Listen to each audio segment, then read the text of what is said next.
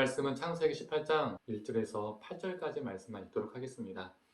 여호와께서 마므레 상수리 나무들이 있는 곳에서 아브라함에게 나타나시니라. 날이 뜨거울 때 그가 장막문에 앉아 있다가 눈을 들어 본즉 사람 셋이 맞은편에서 인지라.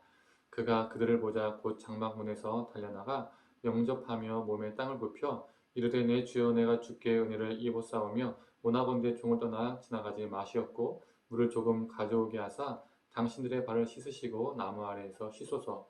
내가 떡을 조금 가져오리니 당신들의 마음을 상쾌하게 하신 후에 지나가소서. 당신들이 종에게 오셨음이니이다. 그들이 이르되 네 말대로 그리하라. 아브라함이 급히 장막으로 가서 사라에게 이르되 속히 고운 가루 세 에스아를 가져다가 반죽하여 떡을 만들라 하고, 아브라함이 또 가죽대에 있는 곳으로 달려가서 기름지고 좋은 송아지를 잡아 하인에게 주니 그가 급히 요리한지라. 아브라함이 엉긴 젖과 우유와 하인이 요리한 송아지를 가져다가 그들 앞에 차려놓고 나무 아래에 모셔 섬에 그들이 먹으니라. 아멘. 오늘 본문은 하나님께서 마므레 상수리 나무들이 있는 곳에서 아브라함을 만나주신 사건을 그리고 있습니다. 그때는 한창 더운 대낮이었죠. 그가 장막 어귀에 앉아 있다가 고개를 들어보니까 사람 셋이 자기 맞은편에 서 있는 것을 발견하게 됩니다. 우리는 이 전체적인 내용을 알기에 그들이 사람이 아니라 하나님께서 보내신 하나님의 사자, 천사라는 것을 알지만 아브라함은 처음에 그들을 사람으로 인식했습니다. 오늘 본문을 봐도 사람 3명을 보았다라고 하죠. 아브라함은 갑자기 그들을 극진히 대접합니다. 아브라함이 이 빵이죠. 이 삼스아를 준비합니다. 이 한 스아는 7.3리터 정도 됩니다. 요즘 단위로 말하면 3스아니까 2.2리터 정도의 이 빵을 준비한 것이죠. 무게는 13kg 정도 된다고 합니다. 그 당시에 13kg 되는 이 빵은 밀전병은 300개 정도를 만들 수 있었던 양이라고 합니다. 3명의 나그네를 위해서 300개나 만들었다는 것이죠. 300개를 만드는데 엄청난 힘이 들어가지 않겠습니까? 그리고 그는 송아지를 잡았습니다. 6개월 된 송아지가 250kg 정도 된다고 합니다. 고기만 해도 150kg 정도의 양이 나온다고 합니다. 또 엉긴 젖도 대접을 하죠. 요즘 말로 하면 요거트를 말하는 겁니다. 이 요거트는 요즘처럼 마트에 가서 살 수 있거나 집에서 쉽게 만들어 먹을 수 있었던 음식이 그 당시에는 아니었습니다. 그 당시 요거트는 아무 때나 먹을 수 있는 요리가 아니었다는 것이죠. 즉 아브라함은 이 세 사람을 위해서 엄청난 잔치를 베푼 것입니다. 이 세 사람을 위해서 자신의 식솔과 큰 대잔치를 만든 것이죠. 아브라함과 아브라함의 모든 사람들이 분주하게 준비한 겁니다. 이 본문을 보고 아브라함이 낯선 사람들에 대한 환대가 그 당시의 문화라고 생각할 수 있는데 아닙니다. 그건 큰 오해입니다. 그 당시에 낯선 나그네를 환대하기보다는 경계하고 천대하는 문화였었습니다. 혐오하고 차별했습니다. 심지어 생명을 뺏고 몸과 그 모든 것을 유린했었습니다. 사사기에서도 어떻습니까? 레위 사람의 첩을 어떻게 대합니까? 집단 성폭행을 하고 유린합니다. 복음서의 선한 사마리아인 비유에서도 알 수 있죠. 나그네가 죽어갔는데도 죽어가기 일보 직전인데도 자신의 정결함이 더 중요했습니다. 왜요? 그들은 이방인이었고 또 나그네였기 때문에 그 사람이 그 존재가 중요한 것이 아니었습니다. 자신의 정결함이 더 중요했던 것이죠. 그 당시는 시족 사회였기 때문에 자신의 공동체가 아니면 경계를 했었습니다. 나그네가 들어오면 자신의 공동체를 영탐하러 온 것인가, 공격하러 온 것인가, 이러한 이유로 의심하고 죽이고 내쫓고 유린하기도 했었습니다.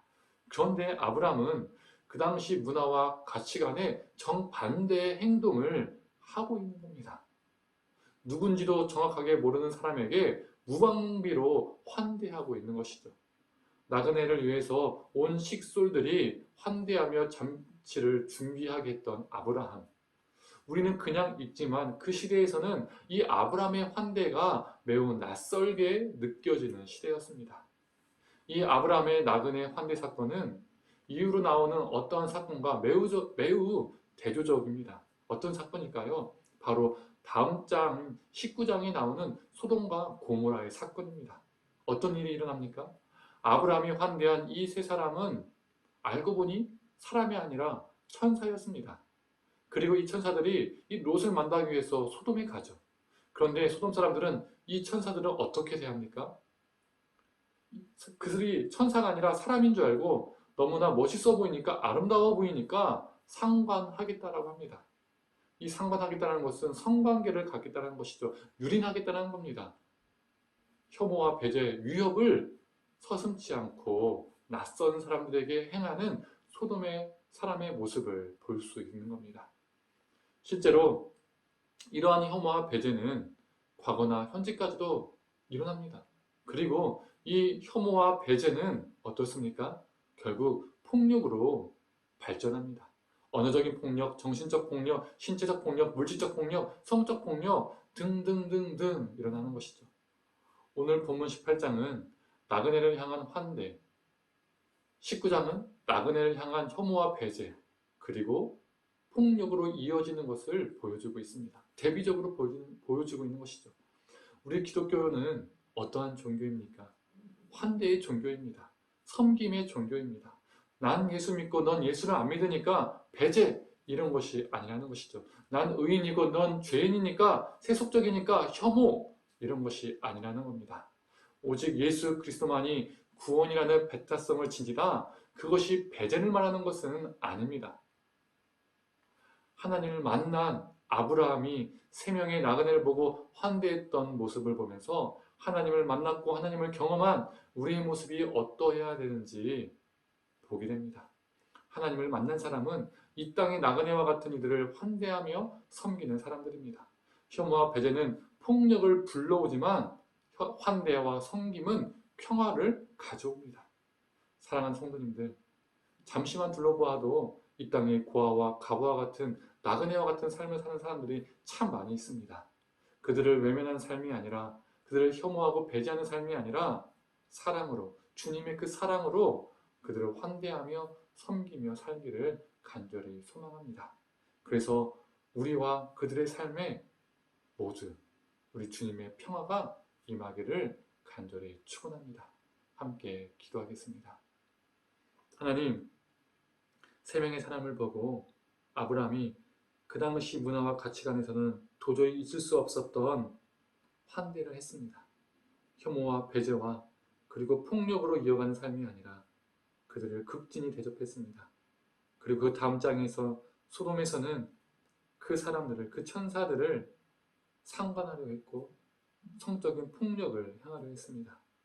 하나님, 이 대조적인 모습 속에서 우리의 모습이 아브라함 같기를 간절히 소망합니다. 우리 기독교는 배제와 혐오의 종교가 아니라 환대와 섬김의 종교임을 고백합니다. 하나님, 그 예수 그리스도의 복음이 배타적이지만 그것은 배제가 아님을 우리가 기억하게 하여 주시옵소서. 우리가 사랑으로 섬겨서, 사랑으로 환대하여서 그들도 그 구원의 하나님의 은혜 안에 들어올 수 있도록, 배제되지 않을 수 있도록 우리가 그렇게 살아가게 하여 주시옵소서. 생명의 도구, 구원의 도구 되게 하여 주시옵소서. 환대의 도구 되게 하여 주옵소서. 감사드리며 사랑이 많으신 예수님의 이름으로 기도드립니다. 아멘.